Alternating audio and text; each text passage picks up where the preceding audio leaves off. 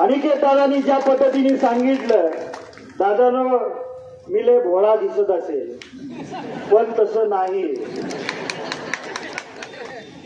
आता तुषार दादा म्हणले तुम्ही दोघ जणी एक राहायला का, मांडीला मांडी घालून बसलोय. राजकारण आहे तुषार दादा. राजकारणात आबासाहेबांचं बाळकडू आम्हाला मिळालेलं आहे.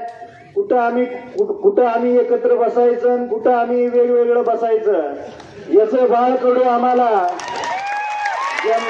पोटात असल्यापासून आमच्या आईबापांनी दिलेलं आहे. त्याच्यामुळं या ठिकाणच्या माझ्या तरुण सहकाऱ्यांना आणि जनतेला सांगतो, आमच्या तीळ मात्र केसाचं सुद्धा अंतर नाही.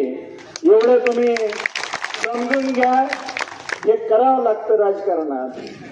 आणि एक दोघाला माहित आहे माझा दणका कसा आहे.